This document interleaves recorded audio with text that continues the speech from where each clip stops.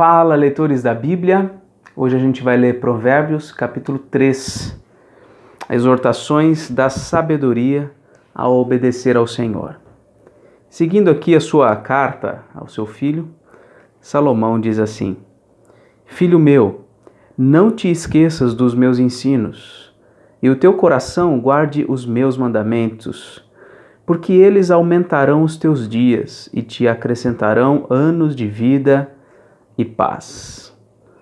Uma das implicações de se viver de modo que agrada a Deus, viver nos caminhos do Senhor, buscando sabedoria, é a longevidade. Claro que não há uma matemática exata nisso, porque os nossos dias foram escritos e determinados por Deus, e uns, mesmo com uma vida santa, uma vida reta diante de Deus, podem ter sua vida abreviada por vontade do Senhor, né?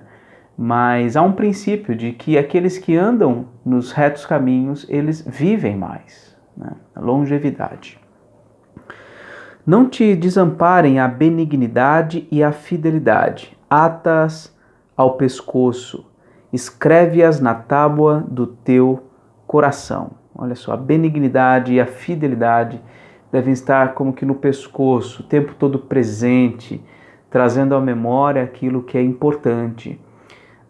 Usar colares, usar pulseiras, coisas assim, sempre tem algum significado, né? Para minha mãe, por exemplo, ela anda com um rapazinho lá, né? No seu colar, sem dúvida, porque eu sou importante para a vida dela, então ela tem esse colarzinho. E a Rebeca, minha filha, também querendo um igual, ela pôs a minha mãe deu e ela usa no pescoço e ela diz que é o papai ali. Então, no caso, por eu ser importante na vida dela. Mas mais do que qualquer outra coisa, o que nós devemos como que pendurar no nosso pescoço é a benignidade e a fidelidade. Devemos ser bons com as pessoas, ser bons nos nossos relacionamentos, bondosos em todas as coisas e também fiéis. Fiéis com os nossos compromissos, fiéis na maneira como nós medimos as coisas sem falsidade. Ser fiel é o contrário de ser falso, né? Precisamos ser fiéis em todas as coisas. E ele diz aí que uma bênção decorrente disto, de viver desse modo, é que e acharás graça e boa compreensão diante de Deus e também diante dos homens. Muitas vezes nós não somos bem compreendidos pelos homens, talvez porque nos faltou benignidade e fidelidade nas nossas relações. Versículo 5. Confia no Senhor de todo o teu coração e não te estribes no teu próprio entendimento. Este versículo se deve sublinhar, fazer um coraçãozinho, colocar umas setinhas. Isso aqui é muito importante. Muito importante. Nós temos o péssimo hábito de achar que o que nós pensamos está correto. Nós temos o costume de nos considerar mais do que nós somos de fato. Achar que as nossas ideias são as melhores ideias. Achar que os nossos pensamentos são os melhores pensamentos, achar que o nosso modo de vida é o melhor modo de vida que alguém pode viver. E isso se torna evidente quando alguém nos faz uma sugestão, quando alguém nos faz um contraponto e nós defendemos com todas as nossas forças aquilo que nós pensamos, acreditamos e vivemos. E a Bíblia nos ensina, nós não podemos nos orgulhar no nosso próprio entendimento, mas devemos depender de Deus para todas as coisas. É muito comum as pessoas na nossa cultura falarem muito de si mesmas. E talvez você já tenha visto ou você já tenha participado de um diálogo que na verdade são dois monólogos, porque ninguém está trocando ideias com ninguém, às vezes. Mas um está falando de si mesmo e o outro está falando de si mesmo. Cada um contando as suas experiências sem uma troca de fato, de conhecimento, de experiências, de compartilhamento da vida. Isso é muito comum nos nossos dias. Poucos são os que abrem os ouvidos para ouvir o que o outro está dizendo e entram naquele assunto no intuito de ajudar, no intuito de colaborar, no intuito de se alegrar junto ou até sofrer junto, chorar junto. Porque nós somos muito inflados de nós mesmos. E esse versículo está nos dizendo, nós devemos nos esvaziar das nossas ideias, dos nossos princípios, esvaziar-nos de nós mesmos e confiarmos exclusivamente em Deus. Reconhece-o em todos os teus caminhos e ele endireitará as tuas veredas. Perceba que Deus está conduzindo os teus passos. Olhe como Deus está atuando na tua vida, por meio dos sofrimentos, por meio das tentações, por meio dos obstáculos, também por meio das bênçãos que acontecem na tua vida. Reconhece Deus em todas as coisas e Ele vai aprumando as veredas aí da tua vida. Não seja sábio aos teus próprios olhos, que é um princípio correlato ao do versículo 5, teme ao Senhor e aparta-te do mal. Não ache que você é dono da razão, não. Confia no Senhor, se volte para o Senhor e se distancie do mal. Será isto saúde para o teu corpo e refrigério para os teus ossos. Olha só como o modo de viver e de pensar tem tudo a ver com a saúde física. Porque quando a alma está adoecida, o corpo, consequentemente, também adoece. Versículo 9. Honra o Senhor com os teus bens e com as primícias de toda a tua renda, e se encherão fartamente os teus celeiros e transbordarão de vinho os teus lagares. Honra o Senhor com os teus bens e com as primícias de toda a tua renda. Sabe o que isso significa? Que tudo o que você tem pertence ao Senhor e deve ser administrado para honrar o nome do Senhor. Isso implica, obviamente, em ajudar os necessitados. Isso implica, obviamente, em usar os teus recursos para a manutenção da tua casa, para o cuidado dos teus filhos, da tua família, do teu cônjuge, e mais essas coisas do que a autossatisfação. É claro que é gostoso, é bom nós adquirirmos coisas que nós gostamos, que nós desejamos, mas essas coisas nunca podem estar em primeiro lugar. Honrar ao Senhor com os nossos bens é usar tudo que nós temos para o Senhor. Por exemplo, talvez Deus tenha te dado um carro, uma moto, uma casa. Talvez Deus tenha te dado dinheiro em abundância ou não. Seja lá o que Deus tenha colocado nas tuas mãos, você deve usar para glorificar ao Senhor. Eu vejo, por exemplo, no contexto da minha congregação, da onde eu pastorei, nós trabalhamos com crianças que vêm para a nossa escola dominical e são crianças que estão distantes dos seus pais, elas foram afastadas dos seus pais, cada uma por sua razão. E essas crianças, elas elas são cuidadas pela prefeitura, mas elas não estão num lugar só. Elas estão em vários pontos da cidade. E isso significa que para nós trazermos essas crianças, nós precisamos de carros, de pessoas que tenham carros para trazer essas crianças para a igreja e depois voltar com elas para a igreja. Deus tem nos abençoado, a gente tem conseguido, mas já houve muitas vezes de nós não podermos atender algumas crianças, ou então de alguns professores da escola bíblica terem que fazer 2 ou 3 viagens para buscar as crianças. Mas será que é por causa de que não tem mais pessoas com carro? Não.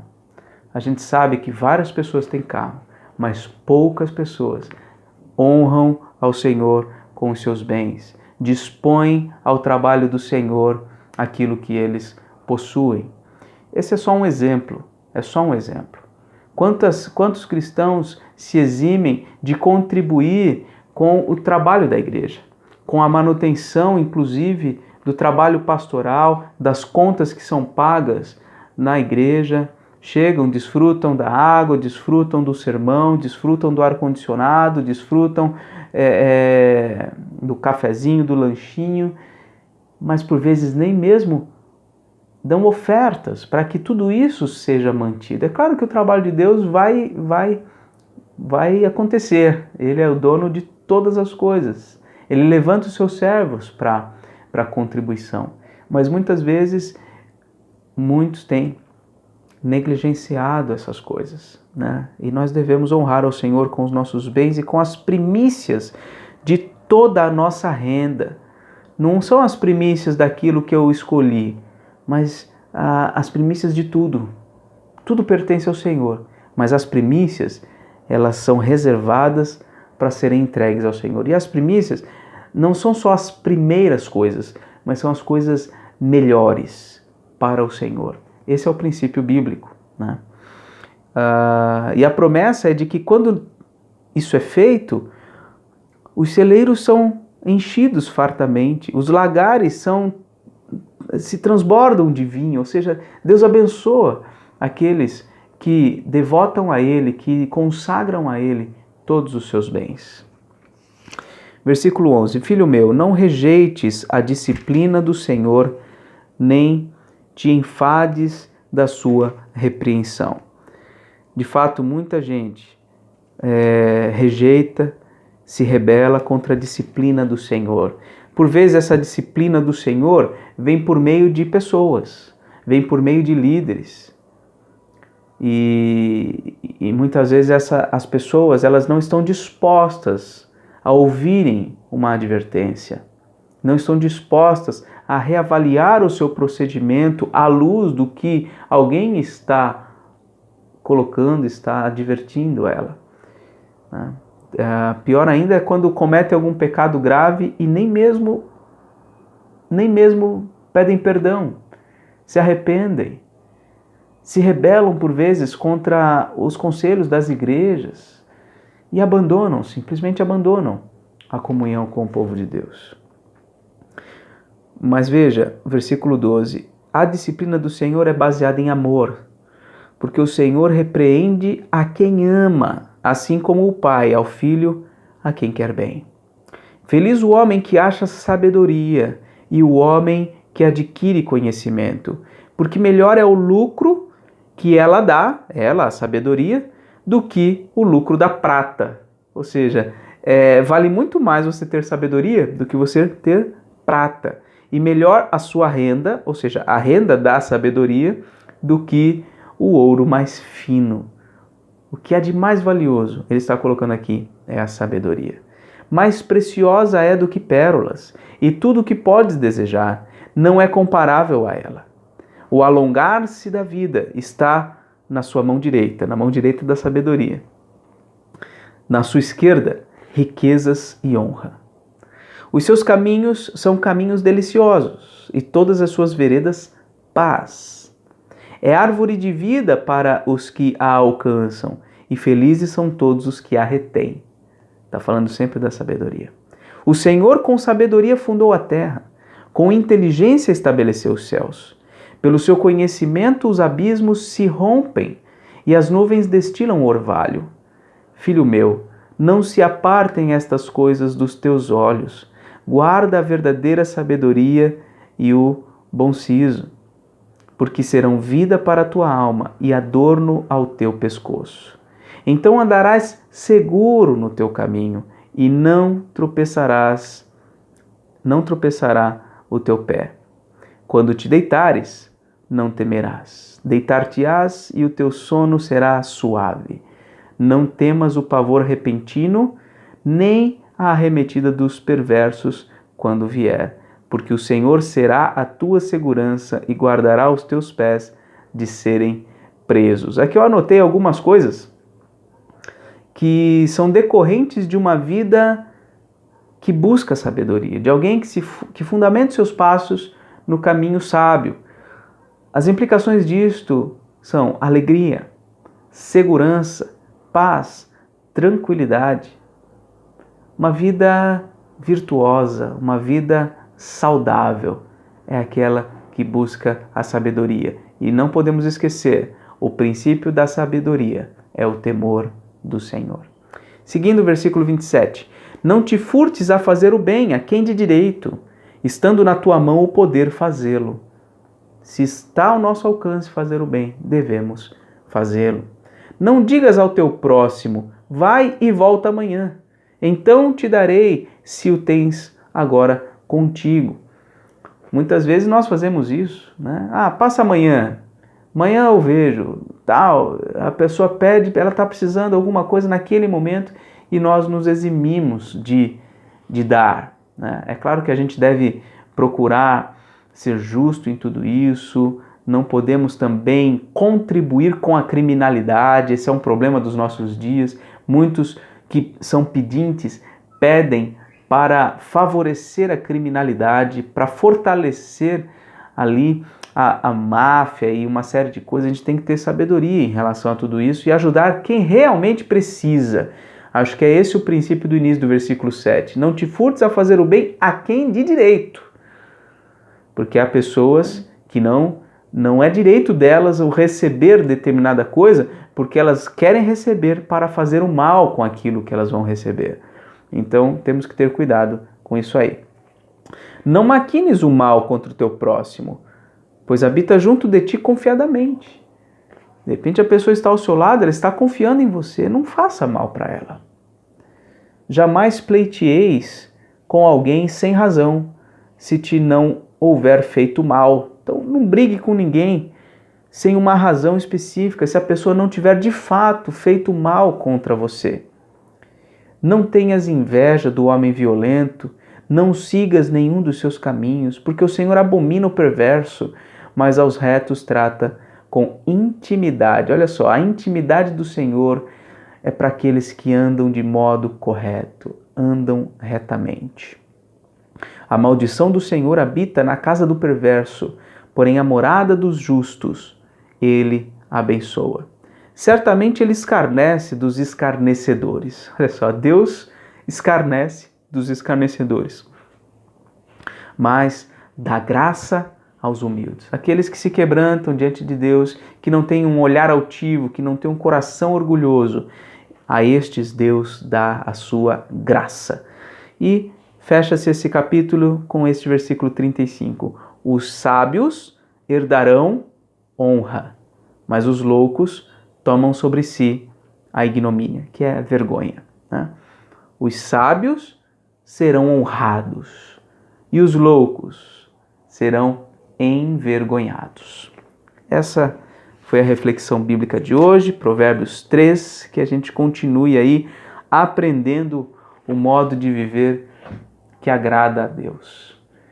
Um grande abraço para você e até amanhã, se Deus quiser.